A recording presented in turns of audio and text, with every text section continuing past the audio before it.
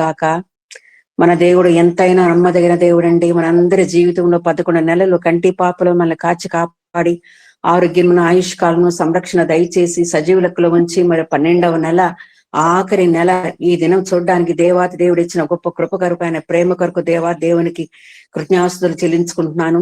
మరి ఈ నెల ప్రతి క్రైస్తవులే కాదు, ఈ మధ్యన అందరూ చేస్తారండి క్రిస్మస్ పండుగ. ఎందుకంటే లోక రక్షకుడు మన కొరకు ఈ లోకంలో పుట్టి ఉన్నాడు.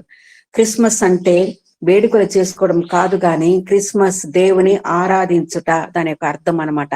కాబట్టి మనం ఎల్లప్పుడూ ఆయన ఒక మరణము పునరుద్ధానము ఆయన మనకిచ్చిన ఉచితమైన రక్షణ మనం తలపోసుకుంటూ ఆ ఘనమైన దేవుని సజీవన దేవుని మనం ఆత్మతో సత్యముతో ఎల్లప్పుడూ ఆరాధించాలని మన ప్రభు యొక్క కోరిక. కాబట్టి మన జీవితంలో మరి 11 నెలలు ఎంత ఆశ్చర్యంగా మనం కాచి కాపాడిన దేవునికి రక్షణ పాత్రతో ఎల్లప్పుడూ కృతజ్ఞాస్తులు చెల్లించుతూ ఇంకా ఎక్కువగా మన విశ్వాసం మనం కాపాడుకుంటూ ఆ మన ప్రభు మనకు సిద్ధపరిచిన రాజ్యాన్ని స్వతంత్రించుకునే భాగ్యాన్ని పరిశుద్ధాత్మ దేవుడు మనకందరికి నీ దయచేయును గాక.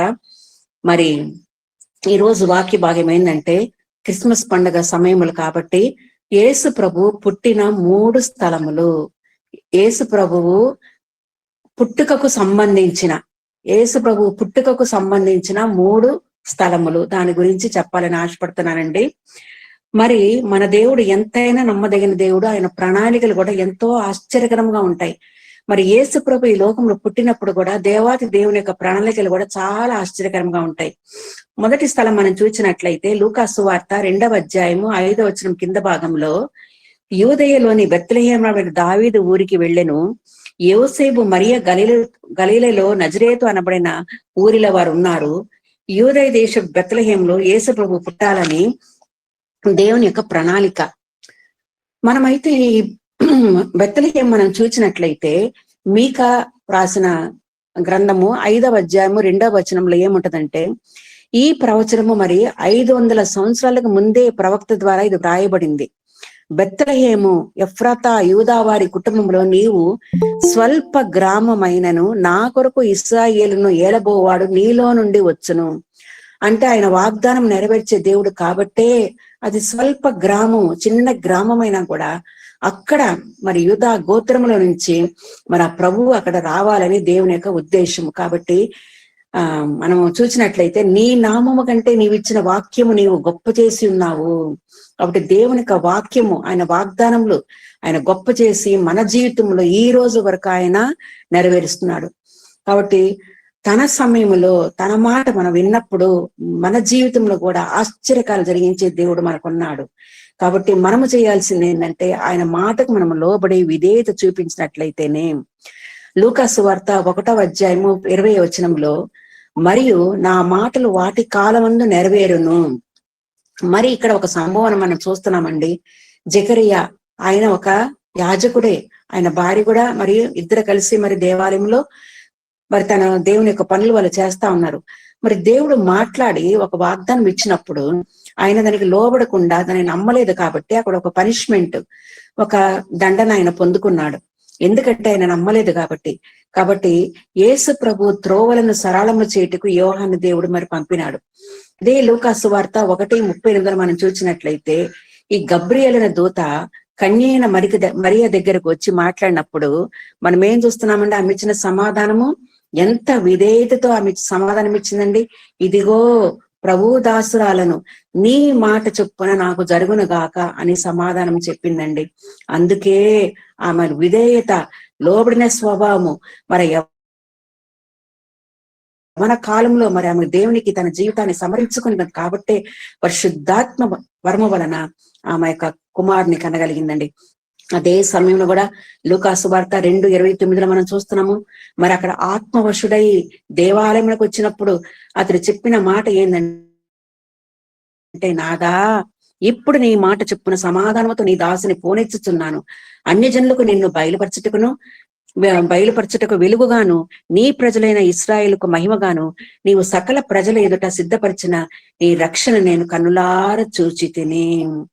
కాబట్టి నీ మాట చొప్పున సమాధానంతో నీ దాసుని పోనిచ్చుచున్నావని వృద్ధాప్యంలో ఉన్న సునియోను కూడా మరి ఆ సమయంలో ఆత్మవశుడై దేవుని ఆలయంలోకి వెళ్ళడము, లోక రక్షకుడైన యేసు ప్రభుని చూసే భాగ్యాన్ని కూడా మరి దేవుడు దయచేశారు. ఎందుకంటే మాటకు విధేయత చూపినందువలన. కాబట్టి దేవుని నెరవేర్పు వాగ్దానము కూడా మరి ఎన్నో సంవత్సరాలకు ముందు కూడా యెషయా గ్రంథము 7వ అధ్యాయము 14వ వచనంలో కూడా ఎన్నో సంవత్సరములు మరి యేసు ప్రభు పుట్టక ముందు కొన్ని సంవత్సరాల క్రితమే మరి యెషయా ప్రవక్త రాశాడండి. కన్యక గర్భవతి అయి కుమారుని కనును, అతనికి ఇమ్మానుయేలును పేరు పెట్టబడను. 700 సంవత్సరాల ముందు ఇది చెప్పబడింది. 400 సంవత్సరములు చీకటి కాలము, ఏ ప్రత్యక్షత లేదు, దేవుని స్వరము లేదు. ఆయన ఇచ్చిన మాట మత్తయి సువార్త 1:23లో దేవుడు మనకు తోడై ఉన్నాడు. అంతేకాకుండా నక్షత్రము యాకోబులో ఉదయించునని సంఖ్యాకాండము 24:17 మనం చూస్తున్నామండి. ఈ వాక్యాలన్నీ మనం చూసినట్లయితే యేసు ప్రభు పుట్టక ముందు ఎన్నో సంవత్సరాల ముందు మరి వాగ్దాలన్నీ ఆ యొక్క ఈ లోకరక్షకుని గురించి వ్రాయబడిందండి. మొట్టమొదటి స్థలం ఏంటంటే యేసు ప్రభు పుట్టుకకు సంబంధించిన 3 స్థలముల్లో మొట్టమొదటి స్థలం ఏంటంటే బెత్లెహేము. బెత్లెహేము పట్టణము యొక్క గుర్తింపు. ఇది దావీదు పట్టణము. అది చిన్న గ్రామమైనను అక్కడ పుట్టిన వ్యక్తి సామాన్యమైన వాడు కాడు. దావీదు పుట్టిన ఇల్లు బెత్లెహేం అంటే దావీదు ఊరికి వెళ్ళాను అని అక్కడ మనం చూస్తున్నాము. యోసేపు దావీదు వంశములోను గోత్రంలోను పుట్టినాడు. ఇక్కడ బెత్లెహేం అంటే రొట్టెల ఇల్లు. అందుకే యేసు ప్రభు కూడా అంటాడు, జీవాహారము నేనే, నా యుద్ధకు వచ్చువారిలో ఎవడను ఏ మాత్రమును ఆకలి కొనడు. వారి ప్రయాణం మనం చూసినట్లయితే చాలా చాలా ఆశ్చర్యకరంగా ఉంటుందండి. వారి ప్రయాణము దేవుని నెరవేర్పు, దేవుని యొక్క తీర్మానం మీద వాళ్ళు లోబడి జీవించారు. కాబట్టి యోసేపు మరియా ఆ తీర్మానములు చాలా చాలా ఆశ్చర్యకరంగా ఉంటాయి. లూకా సువార్త 2వ అధ్యాయము 1-3 వచనం మనం చూసినట్లయితే తమ తమ పట్టణములకు వెళ్ళిరి. తమ తమ పట్టణములకు అంటే ఆ జనసంఖ్య ఆ రోజు రాయబడినప్పుడు ప్రతి ఒక్కరు ఆ యొక్క ఆర్డర్ పాస్ చేసినప్పుడు తమ తమ పట్టణములకు వెళ్ళిరి. మరి కైసరు ఆగుస్తు వలన ఆజ్ఞ. ఎన్ని పరిస్థితులు వచ్చినా కూడా, ఏ చట్టము మారినా కూడా, ఏ అధికారి అయినా కూడా దేవుడు తన బిడ్డల విషయంలో ఇంటర్ఫియర్ అవుతాడండి. జోక్యము తీసుకొని ఆయన తన కార్యాన్ని అక్కడ మరి జరిగిస్తాడు. మరి బెత్లెహేం అనేది చిన్న ఊరే, మరి యెరూషలేమేమో చాలా పెద్ద ఊరు. కానీ ప్రపంచమంతా బెత్లెహేము వైపు తిరగాల, అందరూ ఆ ఊరి యొక్క ప్రాముఖ్యతను తెలుసుకోవాలని దేవాది దేవుడు గొప్ప కార్యాన్ని అక్కడ చేశాడండి. ఏమి జరిగిందండి?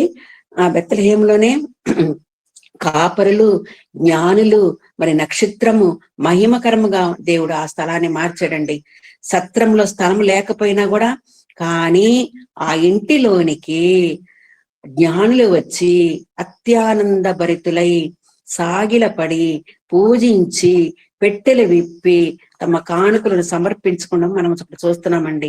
ఆయన నమ్మదగిన దేవుడు. ఆయన కార్యాలు మనం అనుకుంటే చాలా చాలా ఆశ్చర్యకరంగా ఉంటాయి. కాబట్టి మొట్టమొదటి స్థలముగా దేవాది దేవుడు మరి ఆ బెత్లెహేము చిన్న స్వల్ప గ్రామమైనా కూడా ప్రపంచమంతా ఆ చిన్న గ్రామాన్ని గుర్తింపు తెచ్చుకోవాలని లోక రక్షకుడిని మరి దేవాది దేవుడు ఆ బెత్లెహేములో మరి పుట్టింపజేయడము, మరి జ్ఞానులు వచ్చి అక్కడ ఆయన ఆరాధించడం కూడా మనము చూస్తున్నామండి. అదే మరి 2వ స్థలం మనం చూసినట్లయితే ఐగుప్తు దేశము.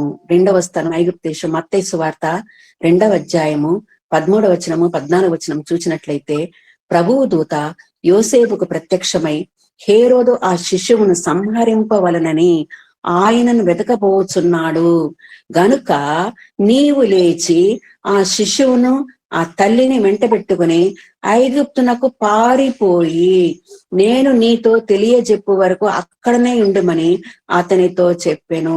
పారిపోయి మరి ఆ శిశువును తల్లిని తీసుకుని అక్కడ ఒక వార్త వినబడింది, అందరూ ఆ చిన్న బిడ్డల్ని చంపేస్తున్నారని. అప్పుడు దేవుని యొక్క దూత ప్రత్యక్షమై యోసేపుకి అక్కడ మాట చెప్పినప్పుడు నేను తెలియజెప్పు వరకు నీవు అక్కడనే ఉండమని చెప్పినప్పుడు మరి లోబడి దేవుని మాటకు లోబడి ఎంతో విధేయత కలిగి మరి తన ప్రయాణమే మరి యోసేపు కొనసాగించినట్లు మనం చూస్తున్నామండి. మరి యోసేపు మరియా ఎంతో సంతోషంగా అయ్యో బెత్లెహేంలో ఉన్నాము మనము, మరి అక్కడ జ్ఞానులు ఇచ్చారు, కానుకలు సమర్పించారు, మరి నక్షత్రం వచ్చి దేవుడు బయలుపరిచాడు, మరి ఎన్ని కార్యాలు జరిగింది. కాబట్టి ఎంతో సంబరాలు చేసుకుంటా ఎంతో సంతోషంగా ఉన్న పరిస్థితిలో మరి యవన దంపతులకు ఒక గొప్ప బాణము, ఒక గొప్ప శోధన వాళ్ళకి వచ్చింది. ఏమి తోచని పరిస్థితిలో అయ్యో ఎక్కడికి వెళ్ళాలా, ఐగుప్తు మనకి తెలియదే, అది తెలియని ప్రదేశము, మనకు తెలిసిన మనుషులు కూడా ఎవరు లేరు, ఎక్కడికి పోవాలా, ఎక్కడుండాలా అని కలవరమైన పరిస్థితులు వాళ్ళు ఉన్నప్పుడు దేవాతి దేవుడికి మనం లోబడినప్పుడే ఆయనే మన మార్గాల్ని సరళం చేస్తాడు, తన నమ్ముకున్న బిడ్డల్ని సరైన స్థలానికి ఆయన చేరుస్తాడండి. మరి ఇక్కడ పారిపోయిన పరిస్థితి, ఎటుతోచని పరిస్థితి, అదొక అన్య దేశము. కానీ మన ప్రభువు తన పిల్లలను ఏ అపాయము రాకుండా కాపాడే దేవుడు. హేరోదు మరణము వరకు అని మనం అక్కడ చూస్తున్నాము. హేరోదు మరణము వరకు మరి ఆయన ఎప్పుడు చనిపోతాడో, మరి ఎప్పుడు మరి ఆ ప్రదేశము నిమ్మడమవుతుందో, మరి ఎప్పుడు మరలా ప్రయాణం కొనసాగించాలో యోసేపుకి తెలియదు. కానీ ఆయన బయలుదేరి మరి అక్కడ ఐగుప్తుకు వెళ్ళినట్లు మనము చూస్తున్నాము. నిజమేనండి, తన బిడ్డల విషయంలో దేవుడు గొప్ప ప్రణాళిక. మనం అనుకోవచ్చు, మనం ఈ లోకంలో ఉన్నాము, దేవుడు ఎక్కడో ఉన్నాడు, ఆయన మనకి ఏం చేస్తాడులే అనుకోవచ్చు. కానీ ఆయన ప్రణాళికలు తన బిడ్డల విషయంలో మాత్రం చాలా చాలా ఆశ్చర్యకరంగా ఉంటాయండి. ప్రకటన గ్రంథము 12వ అధ్యాయంలో మనం చూసినట్లయితే, ఒక మగ శిశువు ఆమె కనగా, ఆమె శిశువు దేవుని ఎదుటను ఆయన సింహాసనము ఎద్దకును కొనిపోబడెను. ఆ స్త్రీ అరణ్యమునకు పారిపోయెను. అచ్చట వారు 1260 దినములు ఆమె పోషింపవలని దేవుడు ఆమెకు ఒక స్థలమును సిద్ధపరిచి ఉండెను. ఇక్కడ మనం చూసినట్లయితే నిజమే, అరణ్యమునకు పారిపోవాలని అక్కడ కూడా దేవాది దేవుడు ఆమెను మరి పోషించినట్లు మనము చూస్తున్నాము. దేవుడు మన బిడ్డలను సురక్షితంగా కాపాడే దేవుడండి. ఎప్పటి వరకు, మన మరణ పర్యంతము వరకు సదాకాలం మీతో ఉంటానని వాగ్దానములు నమ్మదగినవండి. ఈ రోజు వరకు మన జీవితంలో ఈ 11 నెలలు మన జీవిత యాత్రలో ఒక్కొక్క దినము ఒక్కొక్క నెల ఎంత ఆశ్చర్యంగా మనల్ని కాచి కాపాడి నడిపించిన దేవుడు ఇంకా రాబోయే దినాల్లో కూడా మనం ప్రవేశించబోయే నూతన సంవత్సరంలో కూడా ఆయన తన కాపుదలను, తన భద్రతను తప్పకుండా తన నమ్ముకున్న బిడ్డలకు ఆయన దయచేస్తారండి. మరే ఈ సమయంలో మనం చూసినట్లయితే, మోషే పుట్టినప్పుడు తన ఇంటిలో క్షేమం లేదు.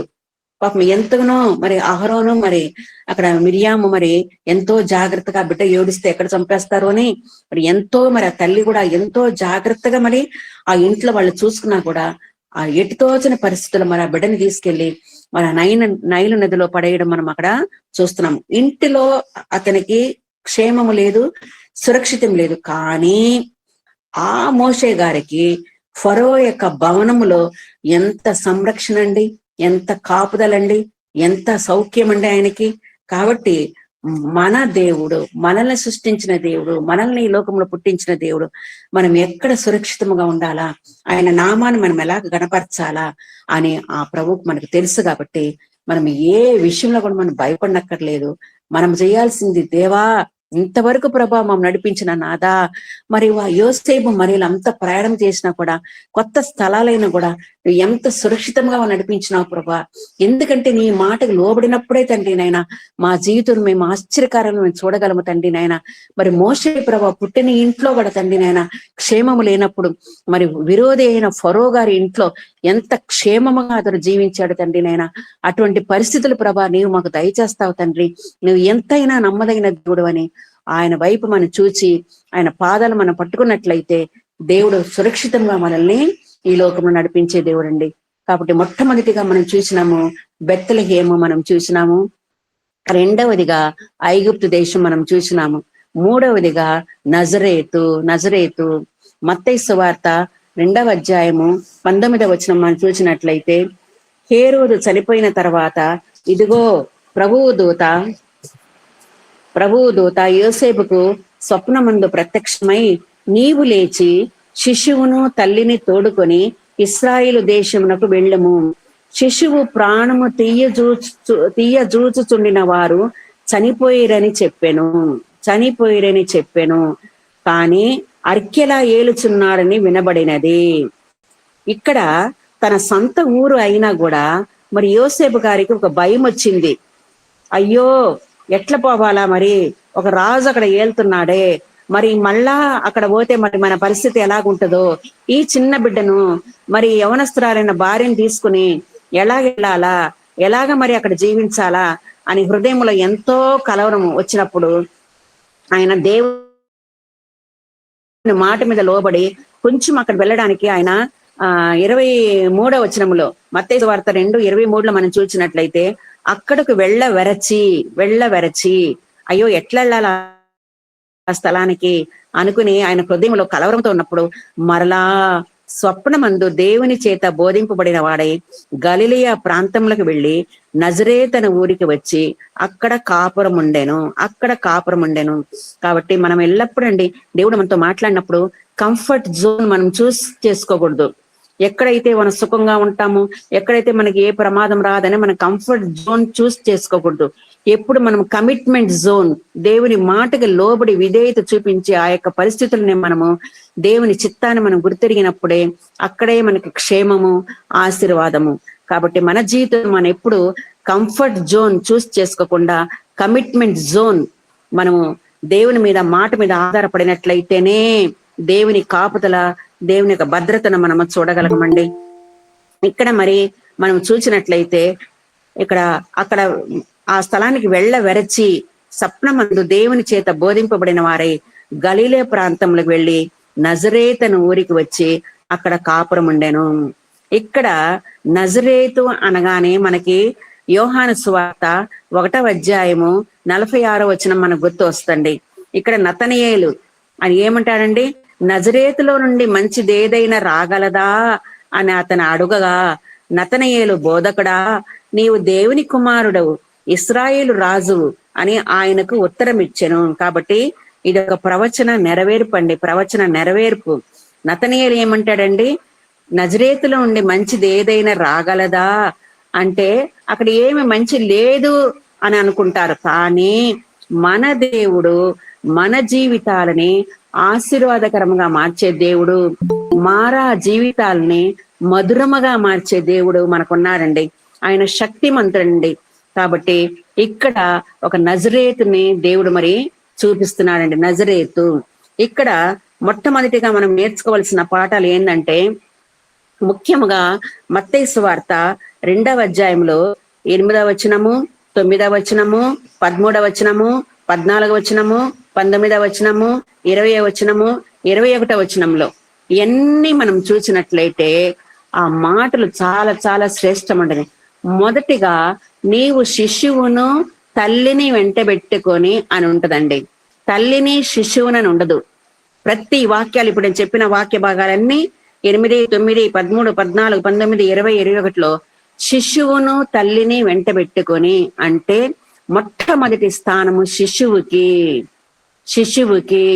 కాబట్టి మనము కూడా ఆ లోక రక్షకుడికి మనం ఇవ్వాల్సిన స్థానము మనము మొట్టమొదటిగా మనం ఇచ్చినట్లయితేనే అప్పుడే మన జీవితంలో మొదట ఆయన రాజ్యమును, ఆయన నీతిని వెతకండి అని మనం చూస్తున్నాము. కాబట్టి మొట్టమొదటి స్థానము ఆ శిశువుకి, తర్వాత తల్లికి. కాబట్టి మనము కూడా ఆ శిశువైన లోక రక్షకుడైన ప్రభువుని మొదటి స్థానము మనము ఎల్లప్పుడూ ఆయనకి ఇవ్వాలండి.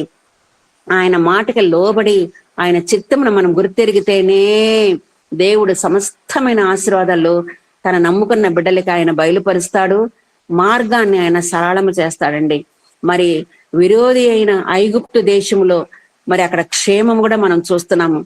ప్రయోజనకరము లేని నజరేతుల్లో ఆశీర్వాదం మనం చూస్తున్నామండి.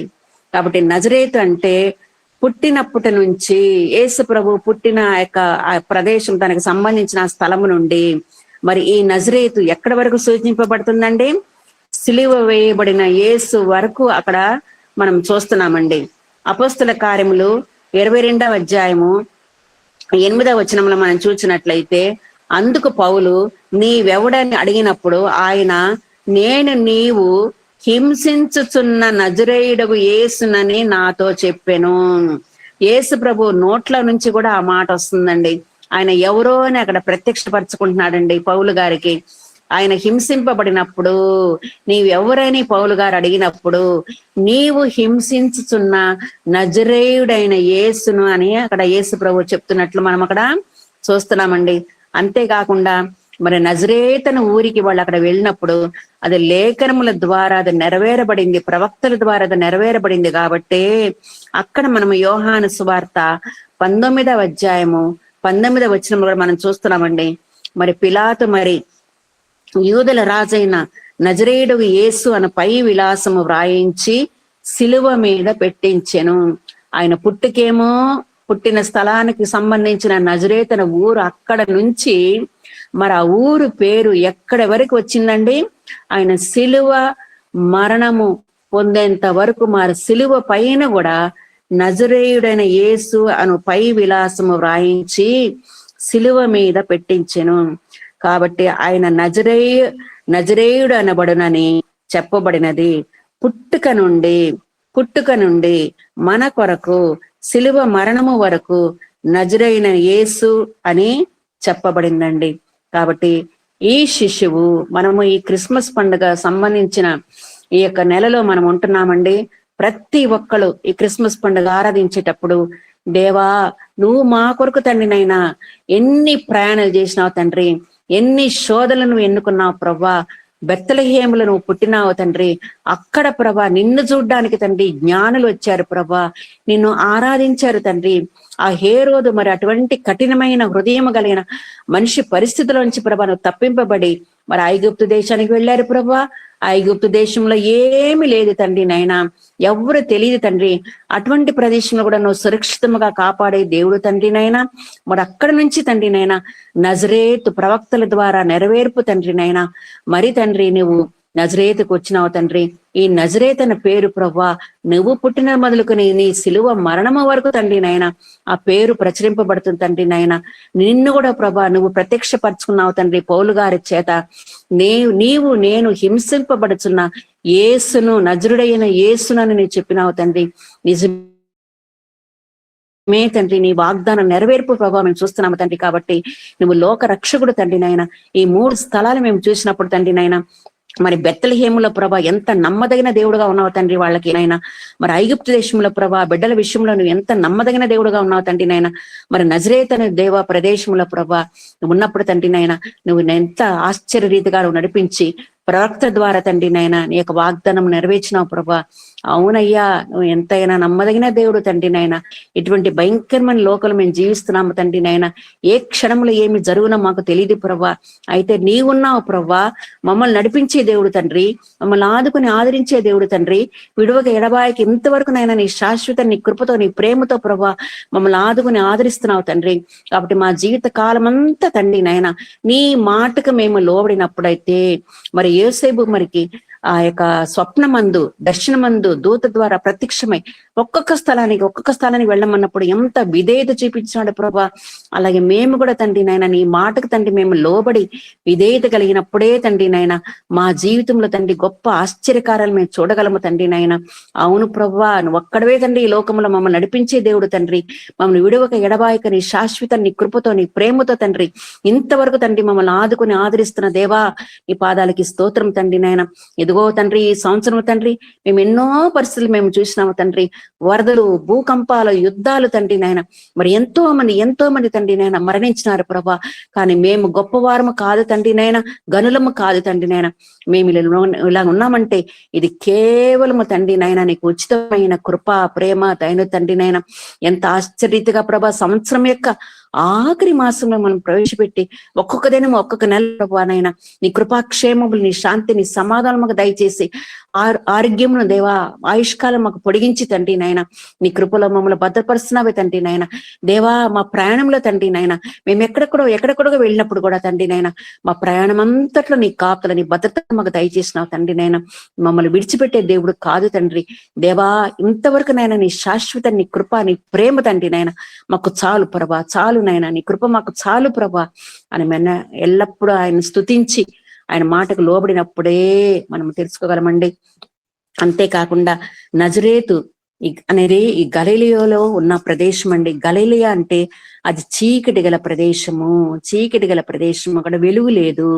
వెలుగైన యేసు మరి ఆ నజరేతులో మరి రావడము, అక్కడ ఉన్న ప్రజలందరూ చీకటి గల స్థలములు, అక్కడ ఉన్న ప్రజలందరూ ఒక శిశువు మన కొరకు పుట్టినప్పుడు ఆయన ఇచ్చిన ఆశీర్వాదాలు ఏంటండి? మన కొరకు క్రిస్మస్ పండుగ సమయంలో మనందరి గృహాలకి, మనందరికీ, ప్రజలకందరికీ ఆయన ఇచ్చిన గొప్ప బహుమానం, ఆ శిశువు ఇచ్చిన బహుమానం ఏంటంటే విమోచన కలుగు చేయుటకును, మనకు ఒక రక్షణ శృంగమును, మనతో ఒక నిబంధన చేసుకోవడానికి, శత్రువుల చేతిలో నుంచి మనల్ని విడిపింపబడ్డానికి, మన జీవిత కాలం అంతా నిర్భయలమై ఆయన సన్నిధిని పరిశుద్ధముగాను నీతిగాను ఆయనను సేవించడానికి, సమాధాన మార్గములో మనల్ని ఆయన నడిపించే దేవుడండి.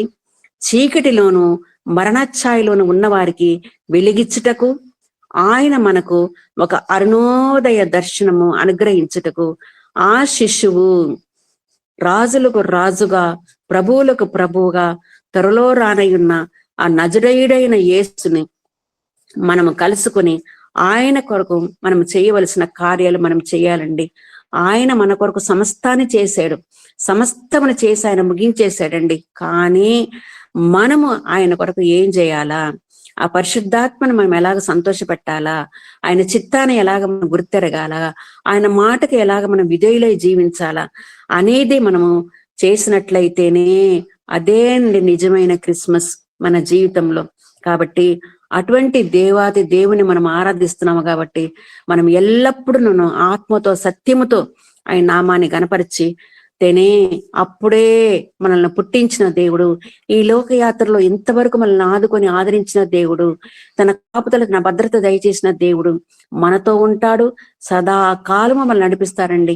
మనం ఈ లోకంలో ఎన్ని ప్రయాణాలు చేసినా కూడా, ఎక్కడికి వెళ్తున్నా కూడా, ఆనాడు యోసేపుకి మరియమ్మకి తోడయ్యున్న దేవుడు మరి చిన్న శిశువుని పెట్టుకుని మరి వారు ఆ రోజుల్లో వాళ్ళు చేసిన ప్రయాణాన్ని మనం చూసినామండి.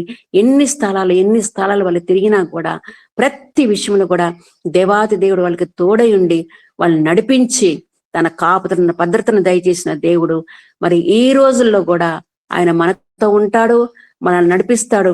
సదాకాలము మనకి ఆయన ఒక తండ్రిగా, ఒక కాపరిగా, ఒక ప్రభువుగా మనలతో ఉండి ఆయన మనల్ని నడిపిస్తారండి. కాబట్టి ఈ యొక్క ఆఖరి మాసంలో మనం ప్రవేశించినామండి. ఎంత నమ్మదగిన దేవుడు. ఒక్కొక్క రోజు అనుకుంటే ఎంత ఆశ్చర్యకరంగా ఉంటుందో. దేవా నీ కార్యాలు ఎంత గొప్పవి తండ్రి నాయన. నిజమే ప్రభా నాయన, నేను నమ్ముకున్న బిడ్డల్ని విడిచిపెట్టే దేవుడు కాదయ్యా ప్రభా. మా పక్షం ఉంటున్నావు తండ్రి నాయన. దేవా మా శత్రుముఖ నుంచి మమ్మల్ని దూరపరుస్తున్నావు తండ్రి. కష్ట పరిస్థితుల ప్రభా నాయన నీ కాపులు మాకు దయచేస్తున్నావు తండ్రి. కన్నీరులో ఉన్నప్పుడు మా కన్నీరు తుడుస్తున్నావు తండ్రి నాయన. ఇటుతోచిన పరిస్థితులు ఉన్నప్పుడు ఇదిగో నేనున్నానని వాగ్దానం చేస్తున్నావు తండ్రి నాయన. నీ వాగ్దానం నమ్మదగినవి తండ్రి నాయన. కాబట్టి మనము ఇక నూతన సంవత్సరంలో మనమందరం వాగ్దానం తీసుకుంటున్నాము. ఒక్క వాగ్దానమే మనం తీసుకుంటాము. అయ్యో నాకు ఈ వాక్యం వచ్చిందని మనం ఎంతో సంతోషపడతాం. కానీ కాదండి, అన్ని వాగ్దానాలండి. ఒక్కటి కాదండి దేవుడు మనకి ఇచ్చింది. మన జీవితంలో ఎన్నో వాగ్దానాలు ఆయన మనకు దయచేశాడు. ప్రతి వాగ్దానం దేవా ఇది ఎవరి కొరకో కాదు ప్రభా నాయన, ఇది నువ్వు నా కొరకే ఇచ్చినావు తండ్రి నాయన. నువ్వు నాతో మాట్లాడుతున్నావు తండ్రి నాయన. ఆనాడు ప్రభా నిన్ను నమ్ముకున్న బిడ్డలడలా నువ్వు ఎట్లా ప్రత్యక్షమై నువ్వు మాట్లాడినావు, ఈ రోజు కూడా ప్రభా నాయన నీ నమ్ముకున్న బిడ్డలడలా ప్రభా నాయన నీ కాపులు నీ నాకు దయచేస్తావు ప్రభా. నీ విడిచిపెట్టే దేవుడు కాదు తండ్రి. నీ వాగ్దానం నమ్మదగినవి కాబట్టినే ఎల్లప్పుడూ ప్రభా నీ చిత్తం మీద నేను ఆధారపడి జీవిస్తాను తండ్రి నాయన. దేవా ఎల్లవెడల ప్రభా నీ పాదాల దగ్గర వేచి ఉండి నీ చిత్తాన్ని గుర్తిరుగుతూనే తండ్రి నాయన ఉత్తమమైన దాన్ని మేము ఎన్నుకున్నట్లు నీ దగ్గర నుంచి మేము సాక్ష్యం పొందుకుంటాము తండ్రి నాయన. అవును ప్రభా, మా జీవితంలో మాకు అవసరమైనది ఒక్కటే తండ్రి నాయన, అది ఎన్నటికీ మా ఇద్దరు నుండి తీసివేయదు ప్రభా. కాబట్టి ఎల్లప్పుడూ తండ్రి నాయన నీ వాగ్దానం మేము స్వతంత్రించుకొని నీ దగ్గర నుంచి ప్రభా మేము గొప్ప సాక్ష్యం పొందుకునే భాగ్యం దయచే ప్రభా. మనుషుల దగ్గర కాదు తండ్రి నాయన, నీ దగ్గర నుంచి వచ్చే సాక్ష్యమే ప్రభా నిలువరమైనది, స్థిరమైనది తండ్రి నాయన. కాబట్టి మేము ఎల్లప్పుడూ తండ్రి నాయన నీ వైపు చూస్తూ ఇక చిత్తమును గుర్తెరిగి నీలో మేము ఆనందించి నీలో మేము అంటుకట్టబడిన జీవితాలు మేము జీవిస్తేనే తండ్రి నాయన దేవా అప్పుడే ప్రభా నువ్వు సంతోషిస్తావు తండ్రి. నువ్వు ద్రాక్షవల్లి మేము తీగలము తండ్రి నాయన, నీకు వేరుగా మేమేం చేయలేము తండ్రి నాయన. ఎల్లప్పుడూ ప్రభా నీలో అంటుకట్టబడిన జీవితాలు మాకు దయచేయి ప్రభా. ఫలభరితమైన జీవితాలు జీవించడానికి సహాయం దయచేయి తండ్రి నాయన. అప్పుడే తండ్రి నాయన మంచి ఫలములు మేము కలిగి ఉంటేనే తండ్రి నాయన నువ్వు వచ్చినప్పుడు మాలో ఉన్న ఫలములు చూచి ప్రభా నువ్వు సంతోషిస్తావు తండ్రి. లేకపోతే ఇదిగో కత్తి గొడ్డలి వేరున చెట్టు వేరున నిలబడి ఉన్నది. మరి ఎప్పుడు దేవా దాన్ని పడేస్తావో మాకు తెలియదు తండ్రి నాయన. నీ ఉగ్రతకు మేము పాత్రలు కాకుండా తండ్రి నాయన నువ్వు ఇచ్చిన రక్షణను ప్రభా మేము అంతమ్మ వరకు తండ్రి భయముతో వణకుతో కొనసాగించే భాగ్యం మాకు దయచే ప్రభా నాయన. యేసయ్యా ఇంతవరకు తండ్రి నాయన ఎంత ఆశ్చర్యకరము నడిపించిన దేవా మాకు ఇమ్మానుయేలుగా నువ్వు ఉన్నావు తండ్రి నాయన. అవును ప్రభా నాయన, ఇమ్మానుయేలు ప్రభా, ఈ లోక రక్షకుడు మా కొరకు తండ్రి నాయన ఇమ్మానుయేలుగా ఉండి ఇంతవరకు ప్రభా నాయన నువ్వు చూపిన నీ మహాప్రేమను బట్టి, నీ దయను బట్టి, నీ ఆశ్చర్యమైన కార్యముల కొరకు నీకు స్తోత్రం తండ్రి. దేవా మరి వర్షాకాలంలో తండ్రి ఎన్నో ప్రదేశాల్లో వర్షాలు ఇచ్చి ప్రభా ఎంతో మంది ప్రియులు బోట్టుకుని ప్రభా ఇటు తోచిన పరిస్థితులు సమస్తం నష్టపరుచుకుని ఎంతో మంది ప్రభా దిగజారిస్తూ ఉంటున్నారు తండ్రి నాయన. ఈ సంవత్సరంలో ప్రభా ఎన్నో చూసినాము తండ్రి నాయన. ఎంతో మంది కొన్ని లక్షల మంది మరి అక్కడ ఇజ్రాయెల్ దేశంలో కూడా మరణించినట్టు మనం చూస్తున్నాము తండ్రి నాయన. కాబట్టి తండ్రి నాయన విడువబడిన వారి హృదయాలకు ప్రభా కావాల్సిన సంతోషము సమాధానము దయచే ప్రభా, చీకటిలో ఉన్న వారికి ఒక గొప్ప వెలుగును దయచే తండ్రి నాయన. దేవా అరుణోదయ నక్షత్రముగా తండ్రి నాయన ప్రతి హృదయాల ప్రభా నీవు దేవా అరుణోదయంగా నువ్వు ఫలించి ప్రభా నాయన అనేకులకు తండ్రి నేను ఆశీర్వాదకరంగా మహిమకర్మగా ప్రభా మేము ఈ లోకంలో జీవించే భాగ్యను దయచేయి ప్రభా నాయన. ఇంతవరకు తండ్రి నాయన ఒక్కొక్కరు మరి ఈ మీట్లో ఉన్న వాళ్ళు ఒక్కొక్క ప్రదేశంలో మరి ఒక్కొక్క స్థలంలో ఉన్నారు తండ్రి నాయన. దేవా వారి కుటుంబాల్ని తండ్రి నాయన, వారి బిడ్డల్ని, వారి పరిచయం దేవా ఇంతవరకు నడిపించిన నాదా రాబోయే నూతన సంవత్సరంలో కూడా ప్రభా నాయన ప్రతి కుటుంబానికి కావాల్సిన అవసరతలు తీర్చే దేవుడు నువ్వు ఒక్కడవే తండ్రి నాయన. కాబట్టి మేము ఎల్లప్పుడూ తండ్రి నాయన ఎట్టి పరిస్థితులు కూడా ప్రభా లోకం వైపు చూడక తండ్రి నీ వైపు చూస్తూ తండ్రి నీ చిత్తమును గురితెరిగి ప్రభా ఒక అరుణోదయమైన నిన్ను ప్రభా నేను మేము నీ వెలుగును మేము చూచే బిడ్డలుగా తండ్రి, నీ మాటకు లోబడే బిడ్డలుగా తండ్రి, నీ చిత్తమును గుర్తెరిగే బిడ్డలుగా ప్రభా మమ్మల్ని సిద్ధపరచండి తండ్రి నాయన. నిజమే ప్రభా నీ కార్యాలు గొప్పవి ప్రభా, నీ నమ్మునుకున్న బిడ్డలకు నువ్వు దాచించిన మేలు ఎంతో గొప్పది తండ్రి నాయన. ఆశ్చర్యకాలు జరిగించే దేవుడు నువ్వు ఒక్కడవే ప్రభా. ఆకాశం అంతా నీవు తప్ప మాకెవరున్నారు ప్రభా నాయన. భూమి ఆకాశంలో కలుగు చేసిన నీ వల్లనే మాకు సహాయము తండ్రి. ఎన్నో వాగ్దానం ప్రభా మా జీవితం మాకు దయచేసినావు ప్రభా. ఇంతవరకు తండ్రి మా జీవితం నమ్మదగిన దేవుడుగా ఉన్నావు తండ్రి నాయన. అది బెత్లెహేమైనా, ఐగుప్తైనా, నజరేతైనా ప్రభా ఎటువంటి ప్రదేశమైనా కూడా ప్రభా నువ్వు ఉన్నావు ప్రభా, నువ్వు నడిపిస్తావు తండ్రి నాయన. సదాకాలము తండ్రి మరణ పర్యంతము మాతో ఉండే దేవుడు తండ్రి నాయన. ఎంత నమ్మదగిన దేవుడు ప్రభా నాయన. ఆనాడు ఇశ్రాయేలు ప్రజలు నడిపించిన దేవుడు ఈనాడు కూడా ప్రభా నువ్వు మాతో ఉండి ప్రభా మా ప్రయాణంలో, మా రాకపోకల్లో, మా కుటుంబ విషయంలో, మా బిడ్డల విషయంలో ఇంతవరకు ప్రభా నువ్వు చూపుతున్న నీ మహాప్రేమ ప్రభా, నీ దయ, నీ ఆశ్చర్యమైన కార్యముల కొరకు నీకు వేలాది స్తుతి స్తోత్రములను మనం చెల్లించుకుంటూ మరి ఆ శిశువు అని మనం ఎన్నో వాక్యాలు మనము మత్తయి సువార్త 2వ అధ్యాయంలో శిశువును తల్లిని వెంట పెట్టుకొని ఆ పారిపోయిన పరిస్థితి, మరి ఎటుదోచిన పరిస్థితి, కొత్త ఊరు, కొత్త ప్రదేశము, విరోధులు, శత్రువులు ఎంత మంది ఉన్నా కూడా ఎంత సురక్షితంగా మనల్ని నడిపించే దేవుడు మనతో ఉన్నాడు. కాబట్టి మనం ఎల్లప్పుడూ నిబ్బరమైన మనసుతో, విశ్వాసముతో ఆయన వైపు చూస్తూ దేవా చాలయ్యా నాయనా ఎంత ఆశ్చర్యకరం నడిపించినావు ప్రభా, ఇంకను తండ్రి నాయన మేము నీ వైపు చూచి నీలో బలపడి మా విశ్వాసం మేము అభివృద్ధిపరచుకొని నీలో వేరుపడిన జీవితాలు మాకు దయచేయి ప్రభా. ఫలభరితమైన జీవితాలు మాకు దయచే తండ్రి నాయన. ఇంకా ఎక్కువగా ప్రభా నీ నామమును గణపరుస్తూ తండ్రి నీకు చెందవలసిన మహిమను తండ్రి మేము చెల్లిస్తూ ప్రభా నీకు నమ్మకస్తులుగా, యథార్థవంతులుగా, సాక్షులుగా మేము ఈ లోకంలో జీవించి అనుక్షణము తండ్రి పరిశుద్ధాత్మను ప్రభా సంతోషపరిచే భాగ్యం మాకు దయచేయి ప్రభా అని మనం ప్రార్థించినప్పుడు దేవాతి దేవుడు మరి ఒక యోసేపు మరి ఒక ప్రయాణంలో ఆ శిశువు విషయంలో ఎంత ఆశ్చర్యకరంగా నడిపించిన దేవుడు ఈనాడు మనకు కూడా ఉన్నాడు. కాబట్టి ఆయన మనల్ని నడిపిస్తాడు, మన చెయ్యి విడిచిపెట్టడు, సదాకాలము మనతో ఉండే దేవుడు మనకు ఉన్నాడు. కాబట్టి అటువంటి కృపాక్షేమములు, శాంతి సమాధానములు ఇంతవరకు నడిపించిన దేవుడు మనందరి కుటుంబాల విషయంలో కూడా ఇంకా ముందుగానే నడిపించి తన కాపుల, తన భద్రత, తన సంరక్షణ మనకు అందరికీ దయచేయునుగాక. అటువంటి పరిశుద్ధాత్మ దేవుని మనం ఎల్లప్పుడూ ఆత్మతో సత్యముతో ఆయన ఆరాధిస్తూ ఆయన నామాన్ని గణపరుస్తూ ఆయనకి చెందవలసిన మహిమను చెల్లిస్తూ ఇంకా ఎక్కువగా ఆయన కృపలో వర్ధిల్లే భాగ్యం పరిశుద్ధాత్మ దేవుడు మనకందరికీ దయచేయునుగాక. ఆమేన్, ఆమేన్, ఆమేన్.